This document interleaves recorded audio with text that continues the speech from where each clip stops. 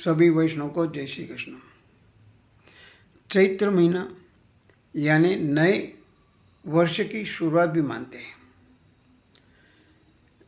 चैत्र नवरात्रि यानी राम जी भगवान का आगमन की तैयारी, नवरात्रि। और नवमी के दिन राम जी का जन्म होता है, लेकिन उसके पहले रामायण लिखी गई है। रामायण का जो 7 कांड है वो हमारे जीवन की विकास की सीढ़ियाँ हैं। कैसे? सबसे पहले बालकांड, अयोध्या कांड, अरण्य कांड, किष्किंधा कांड, सुंदर कांड, लंका कांड और 7वें में उत्तराखंड। ये उनके राम जी के जो शरीर है उसका एक एक अवयव के बारे में बता रहे हैं। कहने वाले बालकांड यानी में चरण, अयोध्या कांड माने जांगे, अरण्य कांड माने उदर,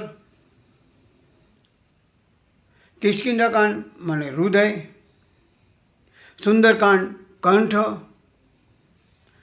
लंका कांड मुख और अंत में जो उत्तराखंड है वो अपना मस्तिष्क। चरण, जांग, उदर, हृदय, कंठ, मुख और मस्तिष्क, ये हमारे जो भगवान के 7 गुण, जो हमें 6 गुण है, जैसे कि ऐश्वर्य, वीर्य, यश, श्री, ज्ञान, वैराग्य और अंत में कहते हैं शरणागति। मस्तिष्क जो जिसका ठंडा है वही शरणागति प्राप्त कर सकता है। चरण भगवान के लिए उपयोग में लाने। उसके बाद में जांग जो है वो हमें बताते हैं कि हमारा ये जो पोर्शन है ये हमें मजबूत रखना है, स्ट्रॉन्ग रखना है, क्योंकि यही से 2 मार्ग है जो हमारे शरीर को निरोगी, तंदुरुस्त और हमेशा प्रफुल्लित रख सकते हैं। अगर वो तंदुरुस्त है, निरोगी है, मजबूत है तो। बाद में बोलते हैं कि उदर में सब कुछ समा लेना है और जो अच्छा है आने दो, जो बुरा है बाहर निकालो। सात्विक खुराक का हमें ये करना है। उसके बाद में कहता है कि हृदय में प्रेम होना चाहिए। जिसके हृदय में प्रेम है उसको दुनिया में कुछ कमी नहीं है। लेकिन हमें सोचने वाली बात है, हृदय में प्रेम है या क्या है, ये हमें सोचना है। उसके बाद में आता है कंठ, जिसकी आवाज़ अच्छी हो उसे सबको अच्छे लगने लगते हैं और खुद भी सबको अच्छा लगने लगता है। कंठ हमारा अच्छा होना चाहिए। बाद में बोलते हैं मुख में से वाणी निकलती है। वाणी जो निकलती है वो तुम्हारी पवित्र होनी चाहिए, मधुर होनी चाहिए, तब जाके हम लोगों के हृदय में अपना स्थान बना पाएंगे। और अंत में बोलता है मस्तक में ठंडा होना चाहिए, लेकिन हमारे इसमें गर्मी भरी है, नकारात्मक विचार भरे हैं, सोच हमारा नकारात्मक, उसको निकालना है। ये रामायण से हमें यही सीखना है। हमारे जो चरण है हमेशा अच्छे काम के लिए चलेंगे, विकास के लिए चलेंगे, लक्ष्य प्राप्त करने के लिए चलेंगे। तो यही जो संदेशा है हमसे ये रामायण से मिलता है। ये जब हम करेंगे तब हम सब में रामायण का जन्म होगा, राम जी का जन्म होगा।